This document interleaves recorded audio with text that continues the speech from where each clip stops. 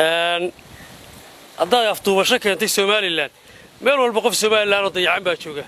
أما برعاها كيما الدمار كيساها كيما أما عسكري هالنقطة أما حيلها أيو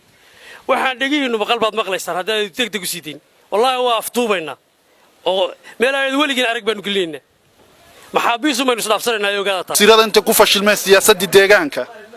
ee 39 kursi oo gobolada Togdheer Sool iyo Sanaag ayaa la ka soo helay 5 kursi haddana dadka xidhxidhanaya waxaan leenahay waad ku fashilantaan idinkoo laba inaad 36 wasiir soo dhex fadhiisataan oo aad isku aragtaan dad inaad ku meeshaan waxaan aragnaa inay istaay waxaan qaban ma nihin reer 5 laba wasiir iyo 5 xildhibaan metelaan ama 6 xildhibaan ii sheegay oo dadkooda la aftuubto afayana noqoto gabdhaha noqoto odayaalaha noqoto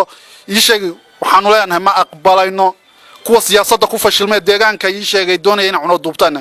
kama yeelayno waxay wadaan oo ma aqbalayno oo nama aftuubi karaan oo ii sheegay naguma qancin karaan maanta taagan oo meesha la iskugu yimi arrinkan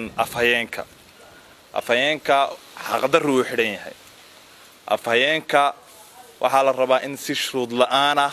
loo soo daayo waa haddii la dhowrayo mabda'an iyo qadiyadan aad wadataan oo Somaliland ay tahay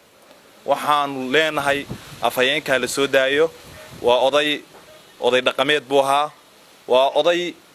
laasaanood ama mandaqadan ugu fadhiya magac iyo masaba ugu fadhiya weeye odaygaas waa in shuruud la'aan loo soo daayaa afhayeenka waa in shuruud la'aan loo soo daayaa laga baxay dhowr qodob baan ka hadlayaa anagaan hadalka badinayn waxaan ka hadlayaa arrinka dadkan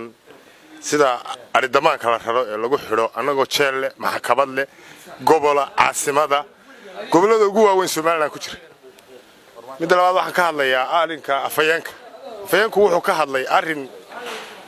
laga wada hadlo oo adduunka ka dhaca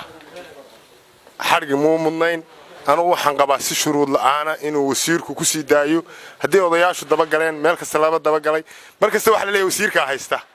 taliyaha qaybtu wuxuu leeyahay wasiirka haysta kaanu u tagnaa wuxuu leeyahay wasiirka haysta wasiir ninka shuruud la'aan ku sii daa